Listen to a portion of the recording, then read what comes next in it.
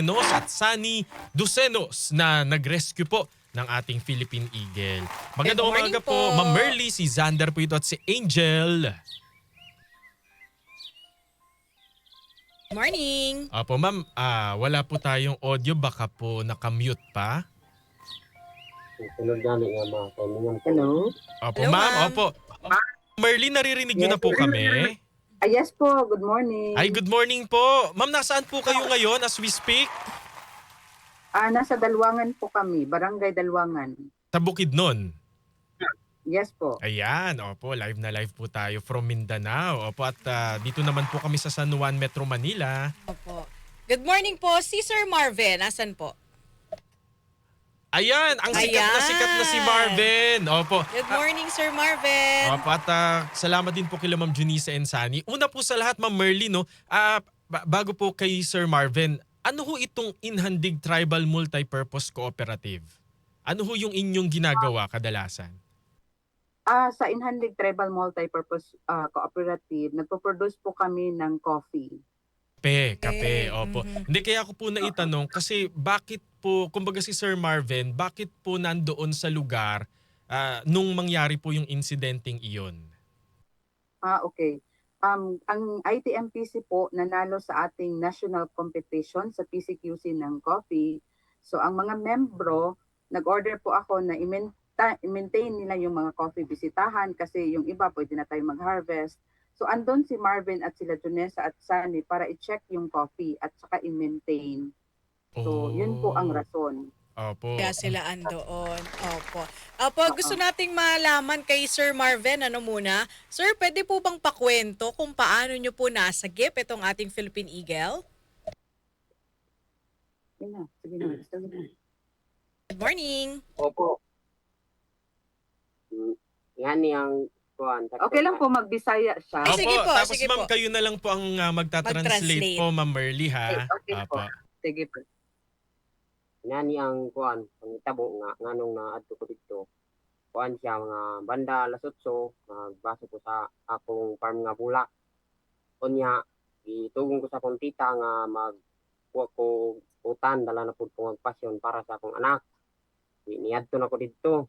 Pagpalugsong pa lang nako, natingala ko sa ibabaw dito parte sa ubos nga naisaba mga unggoy nagisyagi, na sila kagubutan, motong nilugsong ko.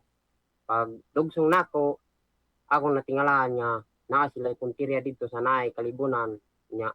Sige nilang tapukan. Mao din itong hinahinay kong padool na nguwa ko pasyon.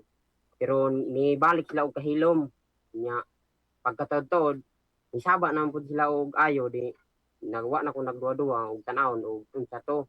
Kay ang nasulod sa kung na kinamay si galagapak dito, kapakapa. Kung nga basin manok ihalas.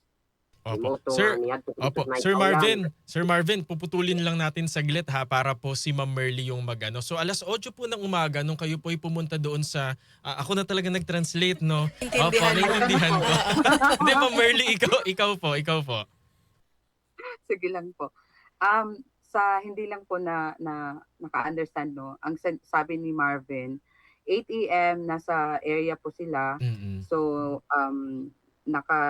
inutusan siya ni Junessa na kumuha ng gulay at passion. So nakadesisyon siya na pumunta doon sa forested area para kumuha ng passion. So nung nasa passion area siya, may narinig siya na maingay. Oo. So na-curious siya kaya sinilip niya, nag-forward siya doon sa forest. So doon niya nakita na napakaraming unggoy na may inaatake. So sabi niya baka wild chicken, yung we called it kalasanon na manok. Na doon lang talaga sa bukid matatagpuan. So nung andun na siya, tiningnan niya at nagtahol siya na parang aso para matakot yung mga unggoy, para makaalis siya. Oh.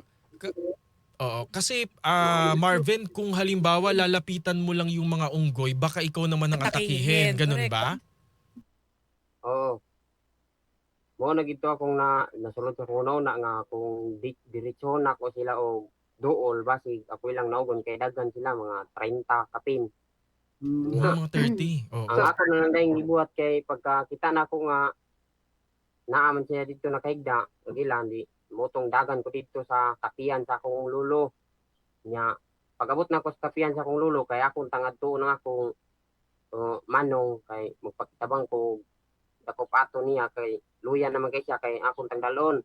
Moto paabot na ko sa kapian nag duwa-duwa ko lapos na lang kay basin og magatuay pa ko sa akong manong pagbalik namo basin mamatay na o wala na siya dito. Mm. Kay luya na siya mo din tong nibalik ko nangita ko og dahon sa anunutong akong gitaptap sa iyang lawas nya gipang paningkamutan ako nga makuha ko yang tiil maisa kay basin makagunit sa kuha yang iya dayong ulo akong gitabunan sa akong jacket mo din to nga nagdagan ko paingon dito sa ubos sa kang kaniyo para makakontak siya sa kuan makarescue. Mm. Mm.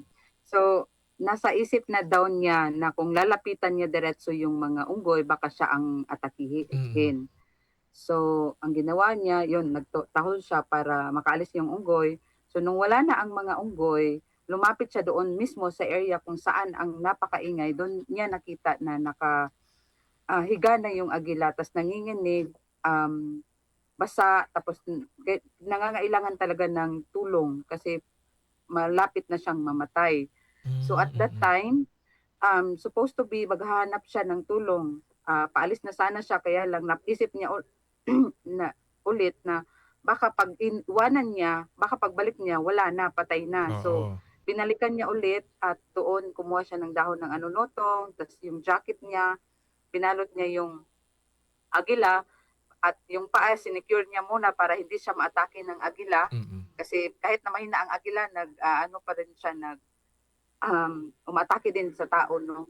Mm. Then doon dinala niya ang agila sa area kung saan andon si Junessa at si Sunny para makahingi ng tulong. So yun doon sila nag-contact. First nila tinawagan is si Bai Natlawan, yung tribal chieftain namin sa Daraguyan Ancestral Domain. Kaya lang hindi siya makontak. So sa bukid, naghanap sila ng signal para makakonect sa data. Oo. So Oo. nung nakakonect na sila sa data, message sila sa aming cooperative group chat at nag-mention sa aking pangalan na kailangan may nakita silang agila na kailangan ng tulong. So doon po tayo nag-action. Opo. Si Junessa po and si Sunny, pwede hong makausap. Opo. Ma'am, noon hong nakita po ninyo si Marvin, ano ho yung unang naging reaksyon po ninyo? Ang aking pong reaksyon noon ay kinakabahan po ako dahil si Marco po tumakbo siya sa amin na pagkakita po namin na agila pala ang hawak niya na naghanap po ako agad ng signal Mm. na una ko pong ginawa noon is tinawagan ko po ang aming chieftain na si Bai Inatlawan kaso lang hindi talaga siya makontak and then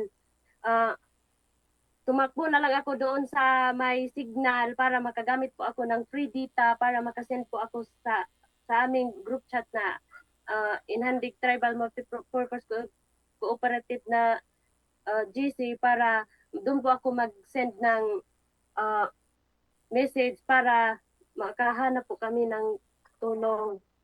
At minention ko po ang pangalan ng aming manager sa aming Opo. cooperative. Opo. Kay Sir Sunny naman po, Sir Sunny, good morning. Opo, Morning. Sir Sunny, opo, itong base sa balita, no, itong agila daw po ay sugatan yung kanyang pakpak. Ito po ba ay dahil do sa pag-atake ng mga unggoy o talagang may sugat na ito prior pa siyang atakihin ng mga unggoy? Posible nga daan na siya. So, possibly old na po daw ang mga sugat kasi wala siyang nakita na mga any sign. Kuan na to sa unggoy mga sa unggoy. Mga unggoy ang mga unggoy ang gumawa nun. Opo.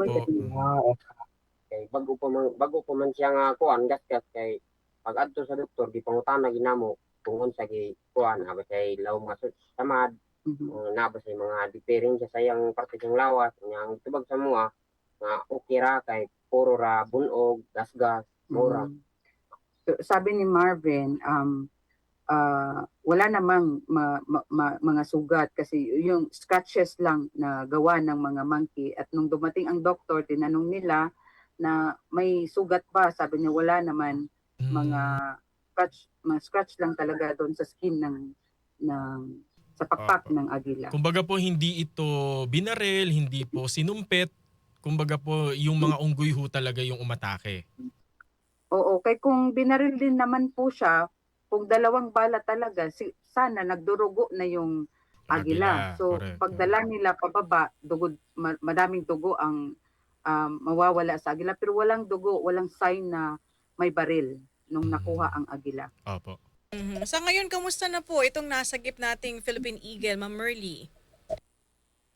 Nag-connect po kami sa DNR. Ang sabi nila, okay naman po, kumakain na, stable naman po, gumagalaw na siya ng normal. Kailangan lang muna magstay doon para full recovery daw po. Opo. Diyan ho ba sa inyong lugar, lagi ho kayong nakakakita ng mga agila? Kumbaga Oo. natural siya, normal siyang nakikita?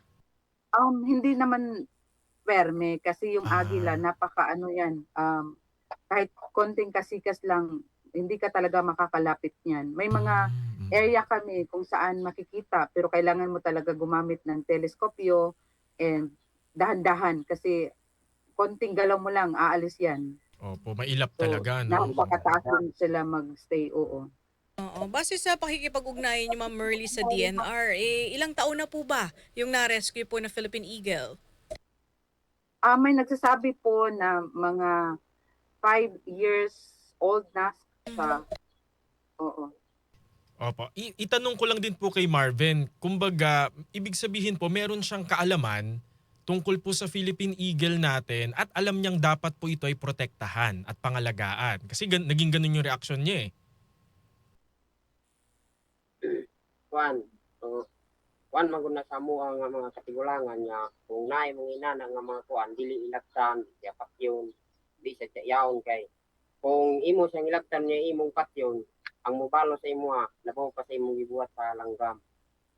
Sabi ng mga elders namin, may higpit na ipinagbabawal na um, galawin yung agila or saktan kasi kapag sinaktan mo ang agila, higit pa sa buhay mo ang kapalit. Oh, May opo, ganong turo para mga elders. Nakakakilabot naman po yan na marinig, ma'am. O sacred po sa amin ang agila, sir. Kaya nga, lagi kaming nag-perform ng ritual sa mountain kasi ganun po namin kamahal ang ating environment. Pinoprotektahan po namin ang ating kalikasan. Nakakatuwang marinig na may ganyan pang mga tao na talagang concern sa ating kalikasan. Kasi ngayon, partner, Ma'am Merly, Sir Marvin, talagang lantaran na ang illegal mining, quarrying, di ba? Parang, lagi. correct. Bawal po sa amin ang mining. Opo. Ibig sabihin po no, mayaman po yung inyong kalikasan dyan kasi sabi nyo 30 na bukod sa eagle, Oo. may 30 na mga unggoy. Oo. Na dito ho sa Yes, Luzon, more than 30. more than 30. Dito ho sa Luzon, ma'am, bihira ho makakita nun. Parang Olonga po. Susubik. Oo, bihirang lugar lang po meron dito sa Luzon. Pero sa inyo, Ang daming para makakita ng unggoy. ganong karami, ibig sabihin po mayaman talaga yung kalikasan dyan. Yes po, very natural and rich in natural resources po. Opo. Siguro, Ma'am Merly, ano na lamang po inyong mga mensahe sa mga residente tungkol sa tamang pagresponde sa kasakali, na may maulit muli na may sugatan na agila ang mapapadpad at kung paano ang tamang pangangalaga at koordinasyon sa ating pamahalaan. Unang-una po no, kung may mangyari ulit na ganito, wag po tayong magdalawang isip na iligtas po ang ating mga agila o anumang animals na makikita natin. Magtulungan po tayo na magprotektar sa ating kalikasan at wag tayong matakot. Gayahin natin si Marvin na iligtas talaga ang ating agila kasi ito ay very important sa atin at doon sa mga tao na may mga bad accusation kay Marvin, stop na po kasi ginawa po ito heartily from the bottom of his heart na iligtas talaga ang ating Philippine Eagle. So be kind na lang po to everyone. Correct. Opo. Sina Junessa po and Sunny, baka meron po kayong mensahe o gusto pong batiin? Ang aking pong mensahe, kung mayroon mang mangyari na ganoon, ang aking pong i-advise is, wag po silang Magdalawang isip. magdalawang isip na tulungan yung nangangailangan. Opo, ayan. Si Sir Sunny po. Akong ikasultihan na nga kung naay makita nga agila, dapat sabangan siya kung luya na ato diya sa dapat at dan. Ang masasabi ko, kung may makita kayong agila na nangangailangan ng tulong, tulungan natin at ibigay sa mga authorities kung saan pwede or sino ang in charge doon. Opo. Ma'am, curious lang po kami, meron na ho bang nakipag-ugnayan sa inyo para magbigay po ng anumang reward, pabuya o kaya po ay tropeyo sa inyo pong grupo? So far po, nagbigay po ang ating Congressman Flores dito sa probinsya ng Bukidnon. Nagbigay siya ng tag 10,000 each Wow! doon kay Marvin, kay Vanessa at kay Sunny Docenas po. Kahapon po yun sila nagbigay. Ayun, buti naman po. At least Kasi nakilala yung kahit kanilang paano naman, di ba? effort, di Opo. ba? At saka si Sir Marvin na lang siguro, mensahe sa ating hero, di ba? Buti hindi siya natakot, hindi siya nagdalawang isip na sagipin ang ating Philippine Eagle. Para sa akong ika-istorya sa uban kung pananglitan manggaling nga naay ma-continue nga pare sa akong nakuha nga Philippine Eagle or kanang banog, dili nila ilagtan kung mahimo galing, kung makaya pa i-rescue nila. Okay, so para sa akin, kung may makita kayo na tulad sa akin na agila or banog or any kind of animals na nangangailangan ng tulong or nangangailangan ng rescue, i-rescue po natin, tulungan po natin. Opo, may pahabol lang pong private message po. Pakitanong po ilang taon na po si Sir Marvin at ano po ang tipo niya sa babae? Ano po ang kanyang Instagram account? May nagka-interest pa nga. Baka may jowa na si Marvin. Meron May ka na bang girlfriend ka na ba, girlfriend? Marvin? Then, pila sa edad mo kon? 21. 21, Batang-bata batang-bata. pa. Oo. Meron ka raw bang Instagram o Facebook para kung halimbawa gusto kang i-chat ng mga kababayan natin? Tuloy siya. Oo, tama na. Ito Nahiya. naman kasing kaibigan ko Hindi siya support sa agila pero takot siya sa magchat-chat. Ay! Yun. Maraming Thank you salamat so much po. Thank you so much po. Kami po'y lubos na natutuwa. Yes. At alam niyo po ang RMN po, Radio Mindanao Network. #1 po dyan sa Mindanao. Kaya yung mga nakakapakinig, nakakapanood sa atin ngayon, sikat na sikat po kayo ngayon sa buong Pilipinas. Actually, may mga international na rin po na mga news agencies na gumawa po ng balita tungkol dito.